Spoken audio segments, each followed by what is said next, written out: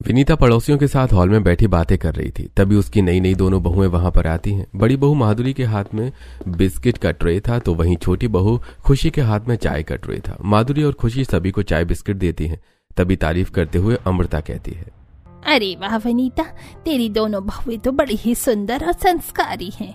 हाँ हाँ, क्यों ना हो। मैं दोनों को बड़ा ही ढूंढ कर लाई हूँ। दोनों की शादी एक साथ कर दी। अब मैं अपनी जिम्मेदारी से फ्री हो गई हूँ। मेरी दोनों बहुएं मिलकर अब घर संभालेंगी और मैं आराम करूंगी। ये सुनकर माधुरी और खुशी भी बहुत खुश होती हैं। काफी देर बातें करने के बाद मेहमान अपने अपने घर चले जाते हैं। ऐसी उनकी शादी को 3 दिन बीत जाते हैं। आज सुबह सुबह विनीता माधुरी के कमरे का दरवाजा खटखटाते हुए कहती है, माधुरी बहू उठ जा, आज से तेरे पति के ऑफिस की छुट्टियां खत्म हो गई हैं। नाश्ता बनाना है, जल्दी उठ जा। हाँ हाँ माँ जी, मैं उठ गई हूँ, बस आ ही रही हूँ। अब विनीता खुशी के कमरे का दरवाजा खटखटाती है और कहती है, खुशी बहू तू भी उठ जा, आज से तेरे पति की भी छुट्टियां खत्म हो गई है। हाँ हाँ माँ जी, मैं अभी आ रही हूँ। थोड़ी देर बाद दोनों बहुएं हॉल में आती हैं। तब उन्हें देखकर विनीता कहती है, आज तुम दोनों की पहली रसोई की रस्म है और आज से तुम दोनों को अपना घर संभालना है। बड़ी बहू तुम रसोई का काम देख लो और छोटी बहू तुम घर की साफ सफाई देख लेना। अब खुशी झाड़ू उठाकर पूरे घर में झाड़ू लगाती है, तो वहीं माधुरी रसोई में जाती है और सबसे पहले चाय बनाती है। तब तक सभी लोग उठकर हॉल में आ चुके थे। माधुरी सभी लोगों को चाय लाकर देती है। तभी विनीता पोछा लगा रही खुशी से कहती है, अरे खुशी बहू, तुमने तो झाड़ू पोछा लगाने में बहुत ही समय लगा दिया। खैर कोई बात नहीं, पहले चाय पी लो। सभी लोग साथ मिलकर चाय पीते हैं। उसके बाद खुशी फिर से पोछा लगाने में लग जाती है और माधुरी रसोई में जाकर फ्रिज से सब्जियां निकालती है और उन्हें काटकर उनमें कुछ देसी खड़े मसाले का तड़का लगाती है। उसके तड़का लगाते ही तड़के की खुशबू पूरे घर में फैल जाती है। तभी रमेश कहता है, अरे विनीता, रसोई से इतनी अच्छी तड़के की खुशबू आ रही है। हाँ जी, मैं भी वही देख रही थी। लगता है बहू ने सब्जी में तड़का लगाया है। हाँ माँ, इस तड़के की खुशबू को सुनकर तो ऐसा लग रहा है कि आज खाने में बहुत ही स्वादिष्ट सब्जी खाने को मिलने वाली है। हाँ माँ, भैया सही कहते हैं, मुझे भी ऐसा ही लग रहा है और अब तो भूख भी लगने लगी है तड़के की खुशबू से।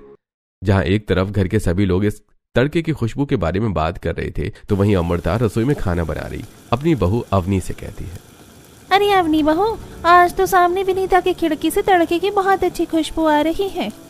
हाँ माँ जी, आज लगता है उनकी नई बहू सब्जी में तड़का लगा रही है।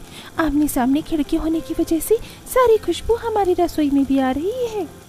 तो वहीं दूसरी तरफ माधुरी खाना बनाकर टेबल पर लगा देती है। सभी लोग खाना खाने बैठ जाते हैं। खाना खाकर रमेश कहता है, बहू तुमने तो बड़ा ही स्वादिष्ट खाना बनाया है। दाल भी तुमने तड़के वाली बनाई है, बड़ी ही अच्छी लग रही है। और पिताजी, गाजर का हलवा भी बहुत ही स्वादिष्ट लग रहा है। बड़ी भाभी के हाथों में तो सच में बहुत टेस्ट है। अब हमें छोटी भाभी के हाथ का खाना भी खाना है। हाँ कोमल, क्यों नहीं, आज रात का खाना मैं ही बनाऊंगी। सभी लोग खाना खाकर अपने अपने काम में लग जाते हैं। दोनों बेटे ऑफिस चले जाते हैं। ऐसे ही सारा दिन बीत जाता है। शाम होते ही विनीता खुशी से कहती है, खुशी बहू, सुबह माधुरी बहू ने खाना बनाया था और अभी रसोई में जाकर तुम खाना बना लो। हाँ हाँ माँ जी, क्यों नहीं। जिठानी जी, आप ऊपर का काम देख लीजिए और मैं खाना बना लेती हूँ। हाँ खुशी, पहले तो मैं हॉल में टीवी देखती हुई सब्जियां काट देती हूँ। दोनों बहुएं रसोई में जाती हैं। खुशी खाना बनाने की तैयारी में लग जाती है, तो वहीं माधुरी सब्जियां लेकर बाहर हॉल में आ जाती है और अपनी सास के साथ बैठकर टीवी देखते हुए सब्जियां काटने लगती है। खुशी दाल चावल को धोकर चढ़ाती है। उसके बाद वो रसोई में रखी हुई चेयर पर बैठ जाती है और अपना फोन उठाकर अपने आप से कहती है, जब तक भाभी सब्जियां काट रही हैं, तब तक मैं अपना मोबाइल देख लेती हूँ। यही सोचकर खुशी मोबाइल देखने लगती है। मोबाइल देखते देखते खुशी को नींद आ जाती है और नींद में वो जोर जोर से खर्राटे लेने लगती है। खर्राटों की आवाज इतनी तेज थी कि हॉल तक जा रही थी। तभी माधुरी अपनी सास से कहती है, माँ जी, ये किचन में ऐसी आवाज क्यों आ रही है, जैसे कोई खर्राटे ले रहा हो। हाँ माँ, मुझे भी ऐसा ही लग रहा है, लेकिन किचन में खर्राटे कौन ले सकता है। छोटी भाभी तो खाना बना रही है। वैसे मुझे थोड़ी चावल जलने की भी स्मेल आ रही है। अरे तुम दोनों बातें ही करती रहोगी या रसोई में जाकर देखोगी भी कि क्या हो रहा है। अब माधुरी और कोमल दोनों रसोई में जाती हैं तो देखती हैं कि खुशी कुर्सी पर बैठे बैठे नींद में खर्राटे ले रही थी और चावल जल रहे थे। माधुरी जल्दी से दौड़कर गैस बंद करती है और फिर खुशी को जगाते हुए कहती है, अरे खुशी, तुम तो रसोई में खाना बना रही थी, फिर तुम सो कैसे गई। खुशी चौंक कर उठ जाती है और कहती है, अरे भाभी, मुझे तो पता ही नहीं चला कि मैं कब सो गई। आई एम सॉरी भाभी, शायद ज्यादा थकान की वजह से नींद आ गई। वो तो ठीक है भाभी, लेकिन आप इतनी जोर जोर से खर्राटे क्यों ले रही थी? खर्राटे? नहीं तो मुझे नहीं पता कि मैं कैसे खर्राटे ले रही थी। तभी विनीता भी वहां आ जाती है और ये सब कुछ देखकर कहती है, खुशी बहू, रसोई सोने की जगह नहीं, काम करने की जगह होती है। खैर कोई बात नहीं, अगली बार से ध्यान रखना। और माधुरी बहू, जरा इन जले चावलों का कुछ करो, वरना आज कोई खाना नहीं खा पाएगा। कोई बात नहीं माँ जी, मैं इन्हें ठीक कर देती हूँ।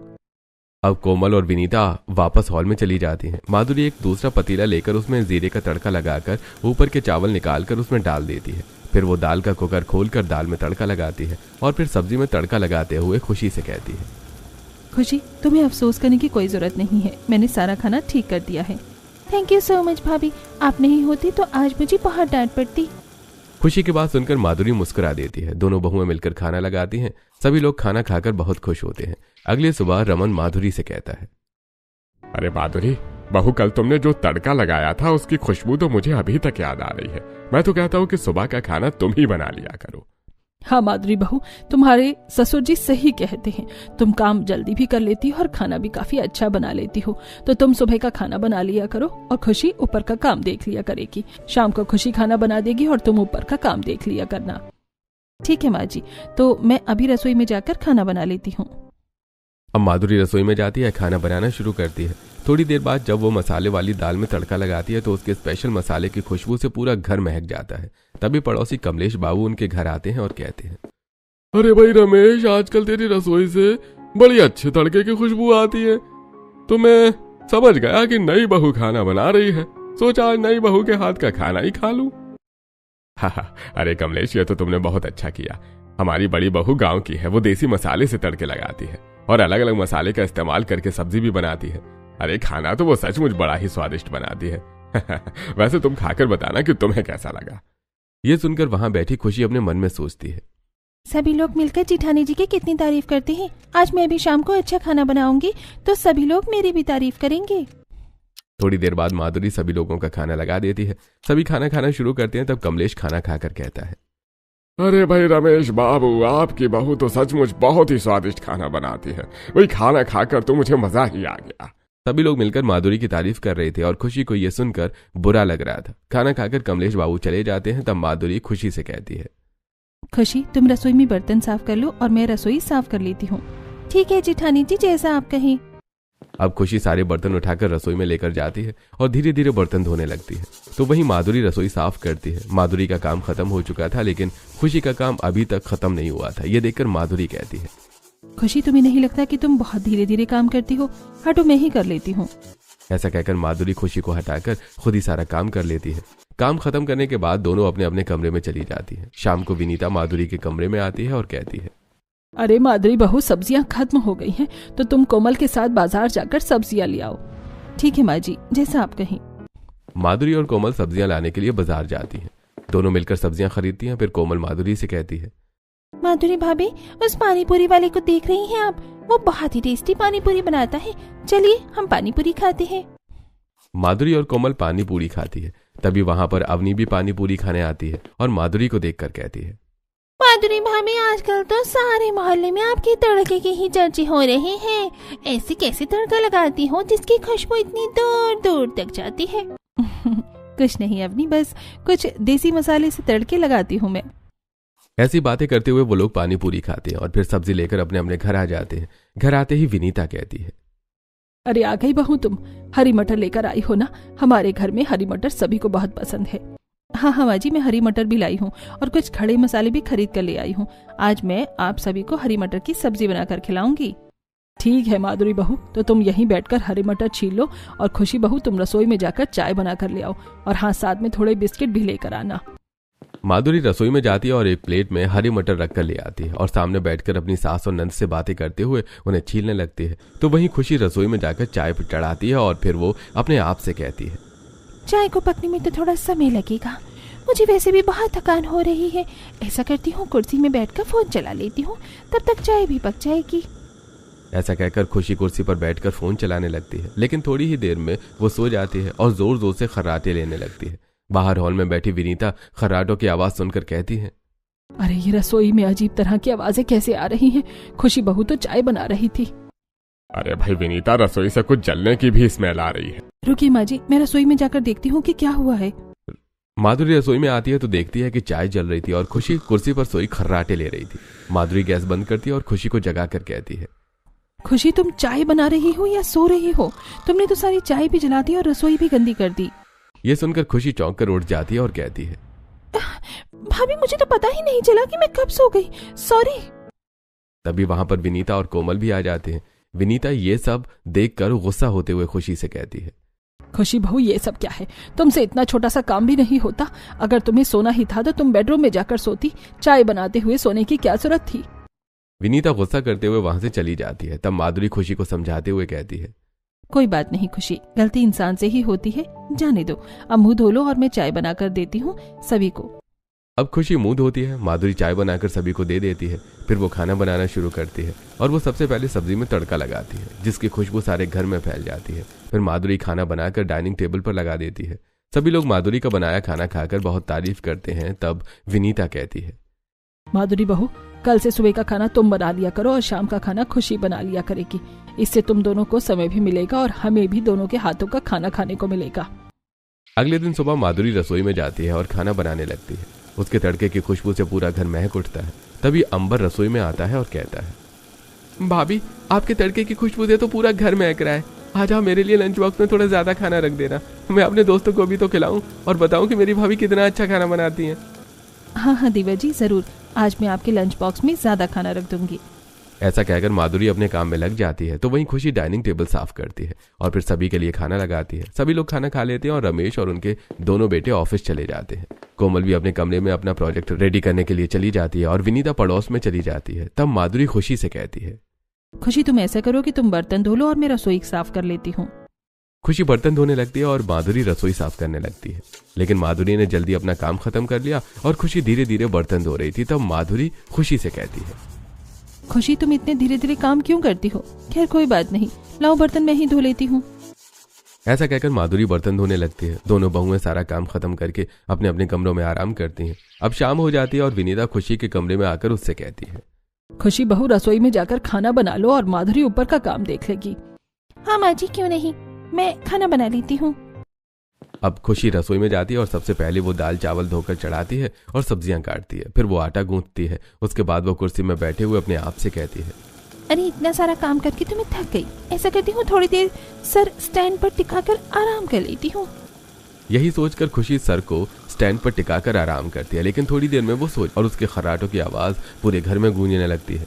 हॉल में बैठे अंबर को जब खर्राटों की आवाज आती है तो वो विनीता से कहता है, ये क्या अम्मा, रसोई में इतनी जोर से खर्राटों की आवाज क्यों आ रही है? रसोई में कौन सो रहा है? अरे तेरी बीवी खाना बनाते बनाते खर्राटे लेने लगती है। बड़ी बहू जाकर देख तो सही, खुशी फिर से तो नहीं सो रही है। अब माधुरी रसोई में जाती है तो देखती है कि खुशी खर्राटे ले रही थी और दाल चावल जल रहे थे। माधुरी जल्दी से गैस बंद करती है और खुशी को जगाते हुए कहती है, खुशी ये क्या, तुम फिर से गैस पर दाल चावल को छोड़कर सो गई? कितनी बार समझाया है तुम्हें कि खाना गैस पर रखकर तुम्हें सोना नहीं है। खुशी चौंक कर उठती है और कहती है, माफ करना भाभी, मुझे पता ही नहीं चला कि मैं कब सो गई।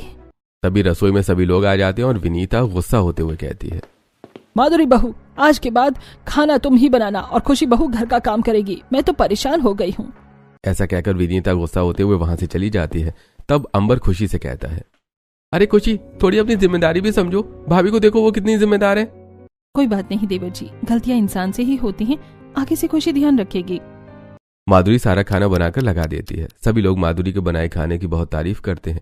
ऐसे कुछ दिन और बीत जाते हैं और अब दोनों समय का खाना माधुरी ही बनाती है और खुशी के धीरे धीरे काम करने की वजह से वो घर का बाकी काम भी करवाती है। एक दिन अनिल माधुरी से कहता है, माधुरी, आजकल तो तुम सारा दिन रसोई में ही लगी रहती हो। मुझे तो तुम समय ही नहीं देती। मुझे लगता ही नहीं है कि मेरी नई नई शादी हुई है। क्या करूँ जी, आपको तो पता है कि खुशी रसोई में जाते ही सो जाती है और खाना जल जाता है। इस वजह से दोनों समय का खाना मुझे ही बनाना पड़ता है। इन सब में तो मुझे अपने लिए समय ही नहीं मिल पाता। हाँ माधुरी, मैं समझ सकता हूँ। वैसे मैं कह रहा था कि कल हमें शर्मा जी के यहाँ डिनर पर जाना है। मैं ऑफिस से जल्दी आ जाऊंगा, फिर चलेंगे। ठीक है जी, मैं तैयार रहूंगी। अगले दिन माधुरी शाम को विनीता के पास जाती है और सारी बातें बताते हुए कहती है, माँ जी, मैं जाकर डिनर के लिए तैयार हो जाती हूँ और आज शाम का खाना खुशी बना लेगी। हाँ बहू, तुम जाओ। खुशी बहू, आज शाम का खाना तुम बना लो और ध्यान रहे कि रसोई में जाकर सोना मत। हाँ माँ जी, आप चिंता मत कीजिए। अब माधुरी अपने कमरे में जाकर तैयार होती है और अनिल के आते ही वो लोग डिनर के लिए निकल जाते हैं। तो इधर खुशी रसोई में जाकर खाने की तैयारी करती है। वो धीरे धीरे काम कर रही थी, इसलिए काफी देर में वो दाल चावल चढ़ाती है, उसके बाद सब्जियां काटती है और फिर आटा गूंथती है। तभी विनीता वहां आती है और कहती है, खुशी बहू, तुम्हें खाना बनाते काफी देर हो चुकी है, थोड़ा जल्दी काम करने की आदत डालो, जल्दी जल्दी खाना बना लो, सभी को भूख लग रही है। हाँ माँ जी, बस बना ही रही हूँ। विनीता वहां से चली जाती है और खुशी अपने काम में लग जाती है। थोड़ी देर बाद फिर वो अपने आप से कहती है, हे भगवान, मैं तो थक गई। ऐसा करती हूँ कि कुर्सी में बैठकर थोड़ी देर आराम कर लेती हूँ और साथ में फोन चलाती हूँ ताकि मुझे नींद आए। खुशी कुर्सी पर बैठकर मोबाइल चलाती है, लेकिन थोड़ी ही देर में उसे नींद आ जाती है और वो जोर जोर से खर्राटे लेने लगती है। खर्राटों की आवाज जब हॉल में जाती है तो सभी लोग समझ जाते हैं कि ये खुशी के खर्राटे हैं। सभी लोग दौड़कर रसोई में आते हैं तो देखते हैं कि दाल चावल जल रहे थे और खुशी खर्राटे ले रही थी। कोमल गैस बंद करती है और खुशी को जगाते हुए कहती है, अरे भाभी, सारे दाल चावल जला दिए हैं आपने और रसोई भी कितनी गंदी करती है। खुशी चौंक कर उठ जाती है और रसोई में सभी लोगों को देखकर डर जाती है और कहती है, पता नहीं मुझे नींद कैसे आ गई, मैं तो बस कुर्सी में बैठकर फोन चला रही थी। तभी वहां पर माधुरी आ जाती है। विनीता माधुरी को देखकर कहती है, देख रही हो माधुरी बहू, एक काम भी खुशी ढंग से नहीं कर सकती। एक टाइम अगर माधुरी बहू नहीं रहे तो ये खाना भी नहीं बना सकती है। विनीता गुस्सा होते हुए वहां से चली जाती है। खुशी भी माधुरी से सॉरी कहती है। अब माधुरी फिर से सभी लोगों का खाना बनाती है। ऐसी समय बीत रहा था और घर का सारा काम माधुरी पर आ गया था। एक दिन माधुरी की बुआ सास अपनी बहू नीलम के साथ उनके घर आती है। सभी लोग उनसे ढेर सारी बातें करते हैं। उसके बाद नंदिता कहती है, वैसे माधुरी बहू और खुशी बहू बड़ी मुश्किल से समय निकाल कर मैं तुम्हारे घर पर आई हूँ। सोचा कि दोनों बहू से मिल लूं। वैसे चाची जी, सच कहूँ तो माँ जी माधुरी भाभी के तड़के की तारीफ सुनकर यहाँ आई हैं। चाचा जी हमेशा फोन लगाकर उनकी तारीफ करते हैं। हाँ माधुरी बहू, नीलम सच कह रही है, जरा हमें भी तो खाना बनाकर खिलाओ अपने हाथों का। हाँ हाँ बुआ जी, आज मैं आप सभी को अपनी पसंद का ही खाना बनाकर खिलाऊंगी। ऐसा कहकर माधुरी रसोई में चली जाती है। तब विनीता खुशी से कहती है, खुशी बहू, तुम भी रसोई में जाकर माधुरी बहू की मदद कर दो। अब खुशी भी रसोई की तरफ चली जाती है। माधुरी रसोई में काम करते हुए खुशी से कहती है, खुशी, सब्जियां तो मैंने पहले ही काट कर रख ली थी। ऐसा करती हूँ, मैं सब्जी में तड़का लगा देती हूँ, तुम तब तक मुझे दाल चावल धो कर दे दो और आटा गूंथ लो। जी जी ठानी जी। अब खुशी अपने काम में लग जाती है तो वहीं माधुरी सब्जी में अलग अलग खड़े मसाले का तड़का लगा देती है, जिसकी खुशबू पूरे घर में फैल जाती है। खुशबू सुनकर नंदिता कहती है, भैया, आपने माधुरी बहू की बिल्कुल सही तारीफ की थी। लगता है इतनी अच्छी खुशबू आ रही है रसोई से कि मन मुग्ध हो गया है।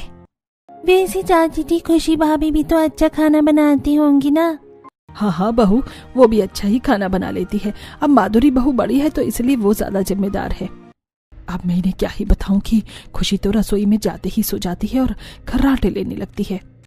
एक तरफ ये लोग बातें कर रहे थे तो वहीं दूसरी तरफ माधुरी चाय बनाकर खुशी से कहती है, खुशी देखो, दाल चावल गैस पर रखे हैं, तुम इन्हें देखना, ये जले ना, और तब तक मैं सभी लोगों को चाय देकर आई।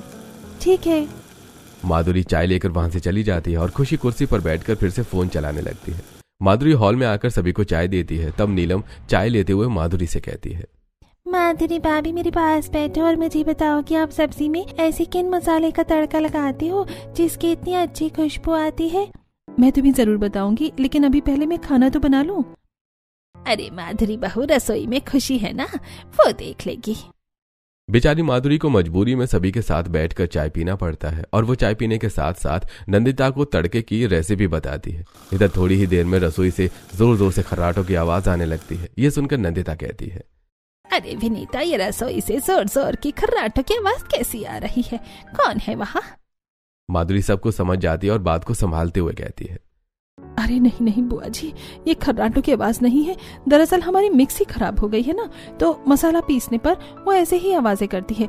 आप लोग रुकिए, मैं जाकर रसोई में देखकर आती हूँ।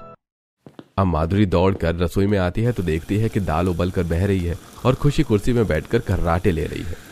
माधुरी गैस बंद करती है और खुशी को जगाते हुए कहती है, खुशी, तुम्हें कहा था ना कि तुम सोना मत, तुम फिर सो गई। मेहमानों के बीच बेइज्जती कराओगी क्या? अगर बुआ जी को पता चल गया कि तुम इतनी बुरी तरह से खर्राटे लेती हो तो माँ जी की कितनी इंसल्ट होगी। खुशी चौंकते हुए उठकर माधुरी से कहती है, माधुरी भाभी प्लीज माँ जी को कुछ मत बताना, मुझे तो समझ में नहीं आया कि मैं कब सो गई। लेकिन इस समय विनीता वहां पर आ जाती है और गुस्से से खुशी को देखती है। माँ जी, वो मैं बस बस बहू रहने दो, तुम्हारी सफाई की मुझे जरूरत नहीं है। तुम उठो और अपने कमरे में जाओ। माधुरी बहू तुम रसोई संभाल लेना। ऐसा कहकर विनीता वहां से चली जाती है और खुशी भी रसोई से निकलकर अपने कमरे की तरफ जाती है। माधुरी रसोई का काम करते हुए मन ही मन सोचती है, देवरानी जी के खर्राटे लेने की आदत ने तो मुझे परेशान करके रख दिया है। सारा का सारा काम मुझे करना पड़ता है। पता नहीं देवरानी जी कब सुधरेंगी। ऐसा कहकर माधुरी खाना बनाने में लग जाती है। थोड़ी देर बाद वो सारा खाना टेबल पर लगा देती है। सभी लोग खाना खाने आ जाते हैं। बुआ जी और नीलम खाना खाकर खाने की बहुत तारीफ करते हैं। तभी नीलम कहती है, माधुरी भाभी सचमुच आपने बहुत अच्छा खाना बनाया है। इसी तरह सभी लोग खाना खा लेते हैं।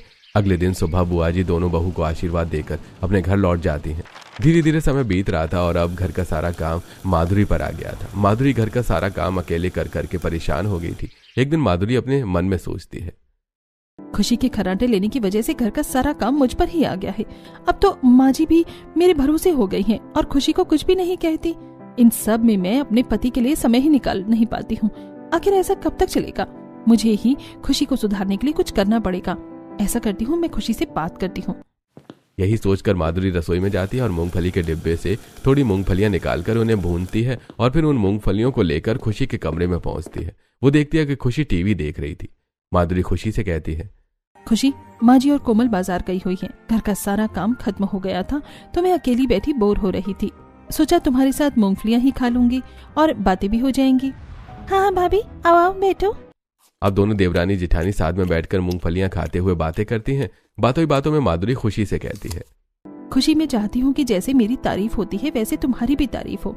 घर में सभी लोग तुमसे भी खुश रहें।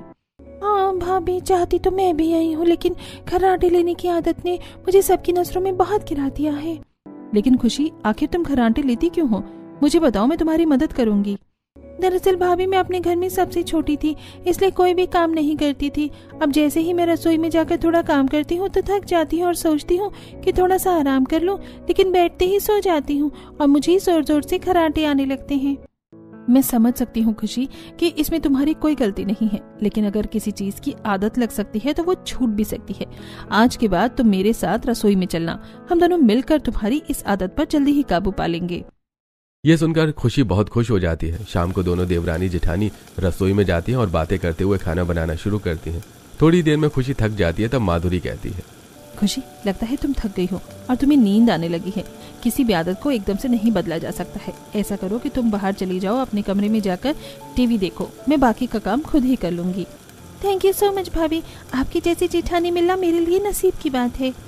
ऐसा कहकर खुशी वहां से चली जाती है और माधुरी अपना काम करने लगती है। अब माधुरी हर दिन खुशी को अपने साथ रसोई में ले जाती और उससे थोड़ा बहुत काम करवाने के बाद उसे भेज देती। धीरे धीरे खुशी की काम करने की आदत पड़ जाती है और वो माधुरी के साथ काम करवाने लगती है। एक दिन खुशी माधुरी से कहती है, भाभी, आपने तो मेरी खर्राटे लेने की आदत ही छुड़वा दी है, लेकिन हाँ, अब मुझे भी अपने जैसा खाना बनाना सिखा दीजिए ताकि मैं भी आपकी तरह ही परफेक्ट हो जाऊं। हाँ खुशी, क्यों नहीं, आओ आज मैं तुम्हें तड़का लगाना सिखाती हूँ। ऐसा कहकर माधुरी खुशी को तड़का लगाना सिखाती है। धीरे धीरे समय बीतता है और खुशी भी माधुरी की तरह सब कुछ सीख जाती है। अब उसके परिवार वाले उससे भी बहुत खुश रहते हैं। इस तरह दोनों बहुएं अब साथ मिलकर रहती हैं और काम करती हैं और खुशी खुशी रहने लगती हैं।